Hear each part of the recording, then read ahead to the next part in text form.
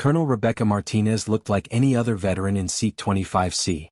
Gray hair, simple clothes, quiet smile. When F-35 fighters escorted their emergency flight, everything changed. The pilots learned her identity over radio. Two of the world's most advanced fighter jets stood at attention. Legends never truly retire. Before you watch full story, comment below from which country are you watching. Don't forget to subscribe.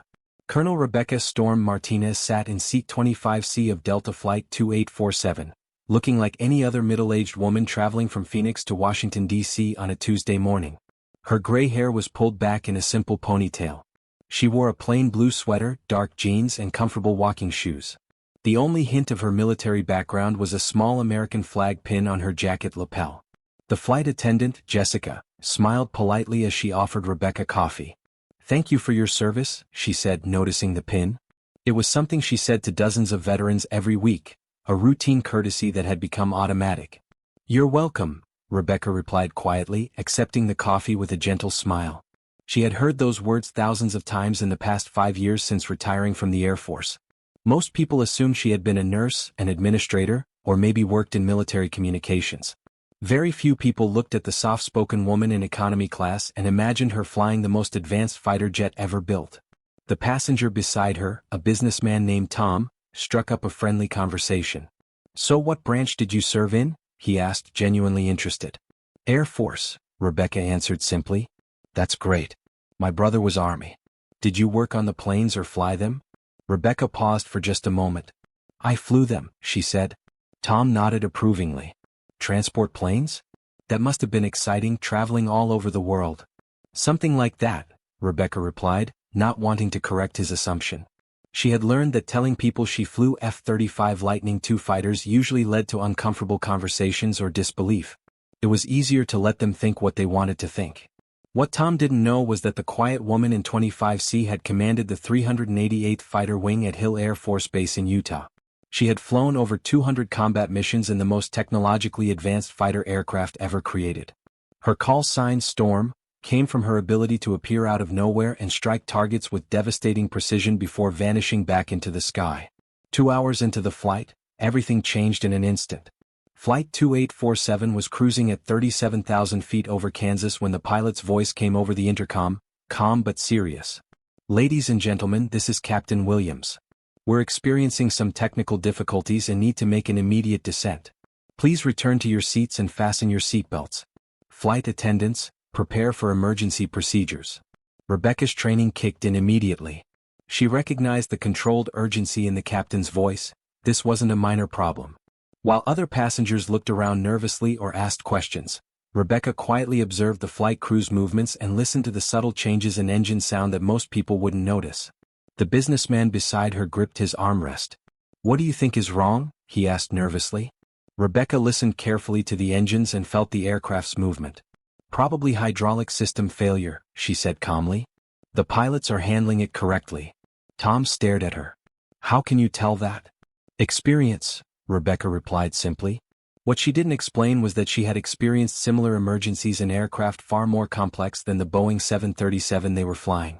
She had landed damaged F-35s with multiple system failures while under enemy fire. This commercial emergency, while serious, was well within the capability of trained airline pilots to handle. But as the minutes passed, it became clear that this emergency was more complicated than a simple hydraulic failure. In the cockpit, Captain Williams and his first officer were dealing with multiple system failures that had developed simultaneously. Navigation systems were failing, communications were becoming unreliable, and they were flying through an area where commercial radar coverage was limited. "Denver Center, Delta 2847 declaring emergency," Captain Williams transmitted. "We have multiple system failures and are requesting immediate assistance." The response came quickly from Air Traffic Control.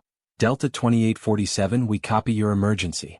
We're coordinating with military assets in your area to provide escort assistance." Within minutes, 2 F-35 Lightning II fighters from the 120th Fighter Squadron at Buckley Air Force Base in Colorado were scrambled to intercept and escort the troubled airliner. Major Jake Viper Thompson and Captain Lisa Hawk Chin climbed rapidly to meet the commercial flight. Denver Center, Falcon 1 and Falcon 2 airborne and climbing to intercept Delta 2847, Major Thompson transmitted. "Falcon flight, Delta 2847 is descending through flight level 250 with multiple system failures. Stand by for escort assignment. As the F-35s approached the airliner, they prepared to provide visual assistance and relay communications if the commercial aircraft's radios failed completely. It was a routine military support mission, something both pilots had done before. But this routine mission was about to become something extraordinary. As the F-35s took position alongside Delta Flight 2847, air traffic control began coordinating the emergency response. Part of that coordination involved checking the passenger manifest for any information that might be relevant to the emergency medical personnel, pilots, or anyone with specialized knowledge who might assist. Falcon 1 Denver Center, came the transmission. We're reviewing the passenger manifest for Delta 2847. We show a retired Air Force colonel aboard, Rebecca Martinez. Are you familiar with that name? Major Thompson nearly dropped his flight controls. Say again, Denver Center. Did you say Colonel Rebecca Martinez? Affirmative, Falcon 1. Retired Colonel Rebecca Martinez, passenger in seat 25C. In the cockpit of Falcon 2, Captain Chen's eyes went wide. Viper, did he just say Storm Martinez is on that plane? Major Thompson's voice was filled with awe. Hawk, if that's really Colonel Storm Martinez, we're escorting a living legend. Both F-35 pilots knew exactly who Rebecca Storm Martinez was, even though they had never met her personally. In the F-35 community, her name was spoken with the kind of reverence usually reserved for the founding fathers of aviation. She had been one of the first women to command an F-35 squadron. She had developed tactics that were still being taught at the Air Force Weapons School. She had flown missions that remained classified but were whispered about in ready rooms around the world. Denver Center, Falcon 1, Major Thompson transmitted. Can you confirm the identity of Colonel Martinez? Is she the former commander of the 388th Fighter Wing? There was a pause while air traffic control verified the information. Falcon 1 confirmed. Colonel Rebecca Martinez, former commander 388th Fighter Wing, call sign Storm. Retired 2020 after 28 years of service. Inside their F-35 cockpits, both pilots did something that had never been done before in the history of military aviation. Flying in formation at 25,000 feet, Major Thompson and Captain Chen came to attention in their ejection seats as a gesture of profound respect for the woman sitting quietly in seat 25C of the aircraft they were escorting. Ma'am, Major Thompson transmitted on the emergency frequency that the airliner was monitoring. This is Major Thompson, Falcon 1. Captain Chen and I want you to know it's an honor to provide escort for your flight. In the cockpit of Delta 2847, Captain Williams was confused by the transmission. Falcon 1, this is Delta 2847. I'm not sure I understand your message. Delta 2847, we understand you have Colonel Rebecca Martinez aboard your aircraft. Colonel Martinez is a legend in the F-35 community. We wanted to express our respect for her service. Captain Williams looked at his first officer with surprise. They had been so focused on the emergency that they hadn't paid attention to the passenger manifest. Falcon 1, are you saying we have a distinguished military officer aboard our flight? Affirmative, Delta 2847. Colonel Martinez was one of the most accomplished F-35 pilots in Air Force history. It's an honor to escort her aircraft. In the passenger cabin, Rebecca heard the radio exchange through the aircraft's communication system. She closed her eyes and took a deep breath, knowing that her quiet anonymity was about to end. The businessman beside her was staring at her with a completely different expression than he had worn an hour earlier. Did they just say you commanded F-35 fighters? Tom asked in amazement. Yes, Rebecca replied simply. The F-35 Lightning? The most advanced fighter jet in the world. Yes. Tom looked around the cabin, where other passengers were beginning to realize that the quiet woman in 25C was not just any veteran. Ma'am, I had no idea. I'm sorry, I assumed you flew transport planes. Rebecca smiled gently. It's okay. Most people make that assumption. The flight attendant, Jessica, approached their row with a look of wonder on her face. Colonel Martinez? The pilots told us who you are. I'm so sorry I didn't recognize your service earlier. You treated me with respect and kindness, Rebecca replied. That's all any veteran wants. But the recognition was just beginning. Major Thompson's voice came over the aircraft's communication system again, this time addressing Rebecca directly. Colonel Martinez, this is Major Thompson in Falcon 1. Ma'am, I want you to know that your tactics manual is required reading in our squadron. The storm formation you developed saved my wingman's life over Syria last year. As word spread through the passenger cabin that they were flying with a legendary military pilot, Rebecca found herself surrounded by curious and respectful fellow travelers. But she remained focused on the emergency situation, using her experience to help keep other passengers calm. "Ladies and gentlemen," she said, standing up in the aisle, "I'm Colonel Rebecca Martinez, retired Air Force. I want you to know that the pilots flying this aircraft are highly trained professionals, and the F-35 fighters escorting us are flown by some of the best pilots in the world. We're going to be fine." Her calm authority had an immediate effect on the nervous passengers. This wasn't just reassurance from a fellow traveler, this was professional assessment from someone who clearly knew what she was talking about. In the cockpit, Captain Williams made a decision that went against normal protocols. "Colonel Martinez, this is Captain Williams. Would you be willing to come to the cockpit? We could use your expertise in coordinating with the military escort." Rebecca made her way to the front of the aircraft, where the flight crew welcomed her with obvious respect. As she entered the cockpit, she immediately assessed the situation with the trained eye of someone who had dealt with aircraft emergencies in far more dangerous circumstances. "What systems are you seeing failures in?" she asked Captain Williams. "Navigation, some communication systems, and we're getting intermittent warnings from the flight management computer," he replied.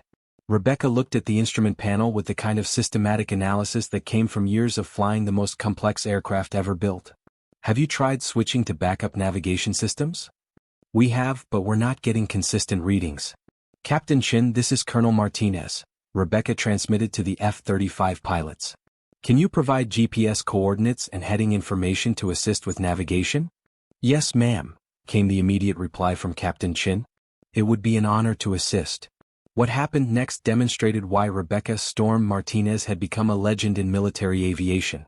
Using her knowledge of both civilian and military aircraft systems, she coordinated between the troubled airliner and the F-35 escorts in a way that turned a dangerous emergency into a controlled situation.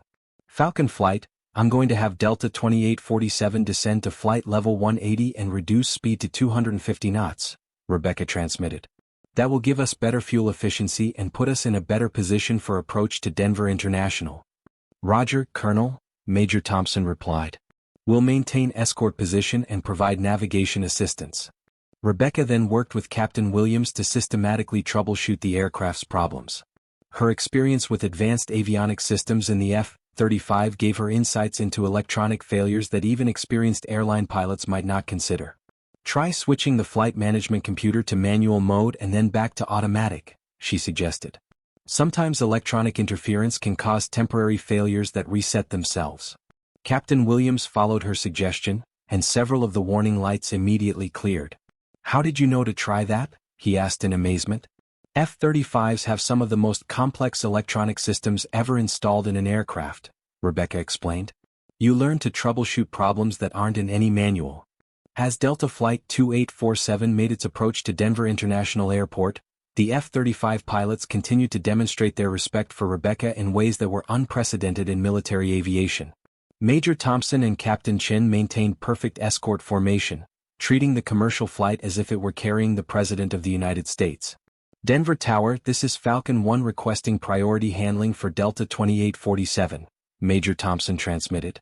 "We have a distinguished Air Force veteran aboard who requires our highest level of support." Falcon 1 Denver Tower. "Delta 2847 is cleared for priority approach runway 34 right. Emergency equipment is standing by." But Major Thompson wasn't finished. "Denver Tower, request permission for Falcon flight to perform a ceremonial flyby after Delta 2847 lands safely." Falcon 1, permission granted for ceremonial flyby. Rebecca heard the exchange and felt a deep emotion that she hadn't experienced in years. These young pilots, flying the same aircraft she had commanded, were honoring her service in a way that meant more than any medal or ceremony ever could. "Major Thompson, this is Colonel Martinez," she transmitted. "Your offer of a flyby is greatly appreciated, but not necessary." "Ma'am, with respect, it is necessary. You paved the way for all of us. Every F-35 pilot owes part of our success to the foundation you built." Delta Flight 2847 touched down at Denver International Airport without further incident. The aircraft's problems, while serious, had been manageable thanks to the coordination between the airline crew, the military escort and Rebecca's expertise. As the aircraft taxied to the gate, Passengers applauded not just for the safe landing, but in recognition of the remarkable woman who had helped ensure their safety. Rebecca remained characteristically modest, deflecting praise and insisting that the airline pilots deserved the credit. But outside the aircraft, something extraordinary was happening.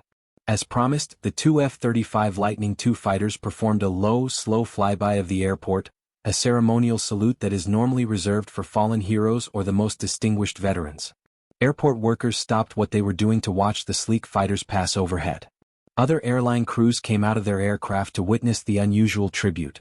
Passengers from other flights pressed against terminal windows to see the military salute. Ladies and gentlemen, came the announcement over the airport's public address system. The F-35 Lightning II aircraft performing the flyby are honoring Colonel Rebecca Martinez, a distinguished Air Force veteran who assisted with today's emergency landing of Delta Flight 2847. As passengers disembarked from Flight 2847, word had already spread throughout Denver International Airport about the legendary pilot who had been sitting quietly in seat 25C. Airport security, airline personnel, and even passengers from other flights wanted to meet the woman whose service had earned such respect from active-duty military pilots. Rebecca found herself surrounded by well-wishers, but she remained focused on making sure all the passengers from her flight were safe and comfortable. She checked on elderly passengers, helped families with children, and made sure everyone knew where to find ground transportation. Tom, the businessman who had sat beside her, waited until the crowd thinned before approaching her. "Colonel Martinez, I owe you an apology. I made assumptions about your service based on ignorance." "You don't owe me anything," Rebecca replied. "Most veterans serve in support roles. Combat pilots are a small percentage of military personnel. Your assumptions were reasonable." "But that's exactly the point," Tom insisted. "I shouldn't have assumed anything. I should have asked about your service with the respect it deserved." Rebecca smiled. "The respect you showed was perfect. You thanked me for my service and treated me as an equal. That's all any veteran wants." An hour later, Major Thompson and Captain Chin arrived at the airport still wearing their flight suits. They had requested permission to meet Colonel Martinez in person, something that required special clearance and coordination between multiple military commands. When they found Rebecca in the airport's military family room, both pilots came to attention and saluted with a precision that reflected their deep respect for her service. "Ma'am, Major Jake Thompson, 120th Fighter Squadron," the senior pilot introduced himself. "Captain Lisa Chin, 120th Fighter Squadron," the second pilot added. Rebecca returned their salutes with the same precision, then extended her hand for handshakes. "Please call me Rebecca. We're all pilots here." "Ma'am, we can't do that," Major Thompson replied. "You're the Storm Martinez. You're the reason half of us are alive today." Rebecca looked puzzled. "I'm not sure I understand." Captain Chin explained, "Colonel, the tactics you develop for multi-threat environments are part of our basic training. The storm formation, the electronic warfare procedures, the way you integrated stealth technology with traditional air combat, it's all standard operating procedure now. More than that," Major Thompson added, "the leadership principles you established when you commanded the 388th are taught at the Air Force Academy. You didn't just fly missions, you changed how we think about what it means to be a fighter pilot."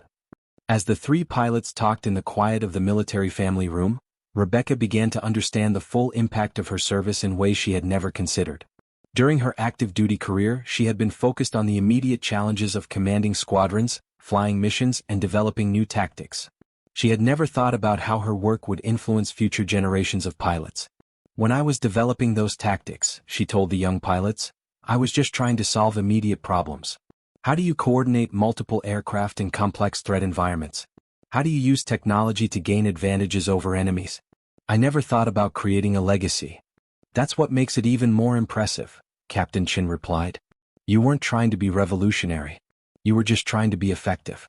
But effectiveness at your level becomes revolutionary." Major Thompson nodded in agreement. "Colonel, there are pilots flying F-35s today who are alive because they use tactics you developed. There are missions succeeding because they follow procedures you established. Your influence extends far beyond anything you might have realized." Rebecca was quiet for a moment, absorbing the magnitude of what these young pilots were telling her. "What about you two? What are your stories?" Major Thompson and Captain Chin exchanged glances, then began sharing their own experiences as F-35 pilots. They talked about missions they had flown, challenges they had faced, and how Rebecca's innovations had helped them succeed in situations that might otherwise have been impossible. "The storm formation saved my life over Syria," Major Thompson explained. "We were outnumbered 3-1, but using your tactics, we were able to engage multiple threats simultaneously while maintaining stealth advantages." Captain Chin added her own perspective. "The leadership principles you established helped me when I was dealing with equipment failures over Afghanistan. Instead of panicking, I remembered your emphasis on systematic problem-solving and communication with wingmen." As their conversation continued, Rebecca realized that she was seeing the future of military aviation.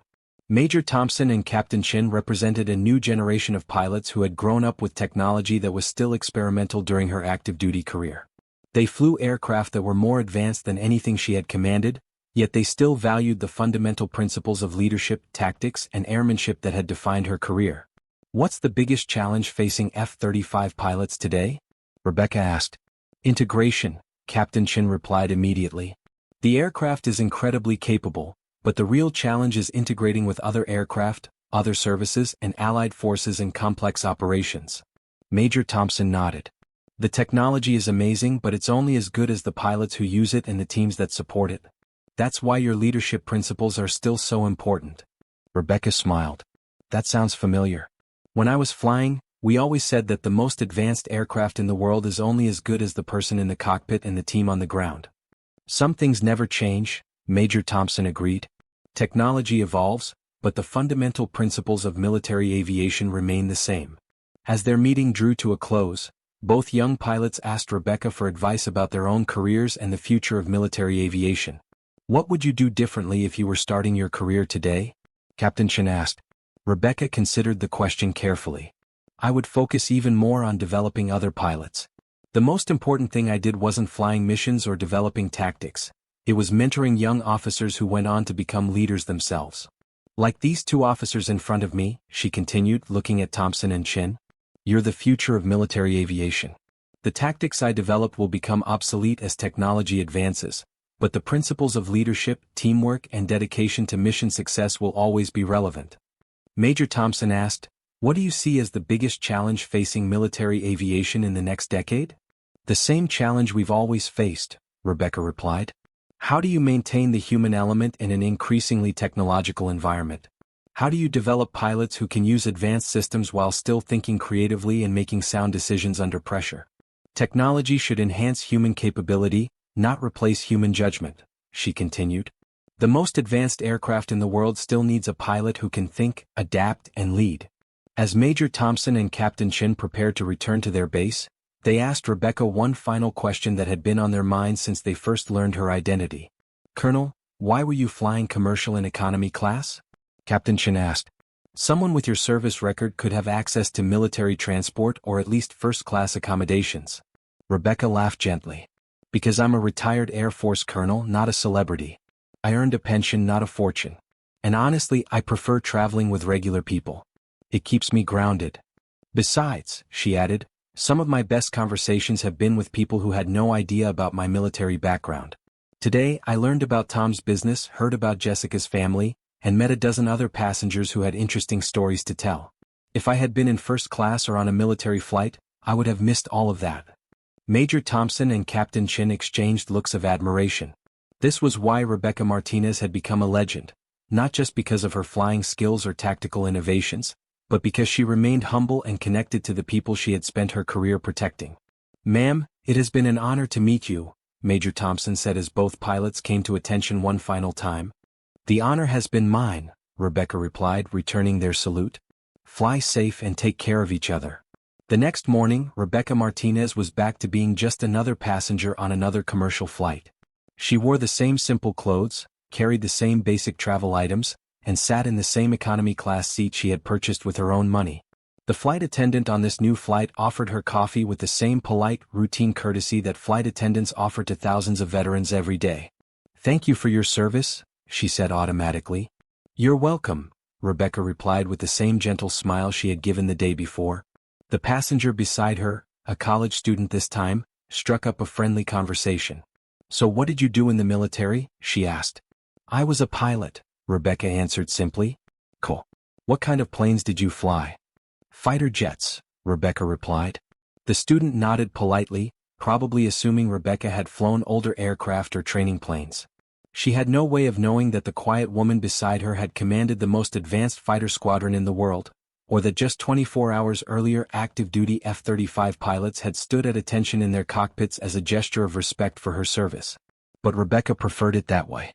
The real measure of her success wasn't the recognition she received from other military pilots, it was the fact that she could sit anonymously in seat 25C, knowing that somewhere above the clouds, young pilots were flying missions using tactics she had developed, following leadership principles she had established, and carrying forward traditions she had helped create. 6 months after the emergency landing of Delta Flight 2847, Major Thompson and Captain Chin were assigned to a special training mission at Nellis Air Force Base in Nevada. Their job was to help develop new tactics for F-35 operations in contested environments, exactly the kind of work that Rebecca Martinez had pioneered years earlier. As they prepared for their first training flight, Major Thompson found himself thinking about the quiet woman who had sat in seat 25C. Her influence on their mission was everywhere, in the planning procedures they used, in the communication protocols they followed, in the leadership principles that guided their decisions. "You know what I learned from meeting Colonel Martinez?" he said to Captain Chin as they walked to their aircraft. "What's that?" "The best leaders are the ones who don't need recognition." She was perfectly content to sit in economy class and be treated like any other veteran. But when the situation required her expertise, she stepped up without hesitation. Captain Chin nodded as she began her pre-flight inspection. And then she went right back to being a regular passenger. No ego, no demands for special treatment. Just a professional who did what needed to be done. As their F-35s climbed into the Nevada sky for another training mission, both pilots carried with them the lessons they had learned from Rebecca "Storm" Martinez. Not just the tactical innovations and leadership principles that had made her famous in military aviation circles, but the personal example of humility, professionalism, and quiet service that defined true military excellence. Somewhere below them, on commercial flights crossing the country, other veterans sat in economy-class seats, traveling modestly and anonymously. Most of them had served in support roles, administrative positions, or other essential but unglamorous military jobs. But among them occasionally sat people like Rebecca Martinez, quiet heroes whose contributions to national defense were known only to those who had shared their profession and understood the magnitude of their achievements. The F-35 Lightning II fighters that Major Thompson and Captain Chin flew that day were testaments to American military technology and industrial capability. But the tactics they used, the procedures they followed, and the principles that guided their mission were testaments to something more fundamental: the dedication of people like Rebecca Martinez, who had spent their careers pushing the boundaries of what was possible while remaining grounded in the values that made their service meaningful. In seat 25C of a commercial airliner somewhere over the American heartland, a veteran sat quietly, reading a book and sipping coffee. The flight attendants treated her with routine courtesy. The passengers beside her made polite conversation about ordinary topics. And high above, unseen and unheard, F-35 pilots flew missions that built upon foundations laid by people exactly like her. The quiet heroes of military aviation continue their journeys, carrying their stories and their sacrifices in silence, content to know that their service made a difference even if the world never knows their names. Colonel Rebecca "Storm" Martinez, retired, economy class, seat 25C. Just another veteran traveling home. This story celebrates the quiet professionalism of military veterans who continue to serve others even after their official service has ended, and the respect that true excellence commands across generations of those who understand its value.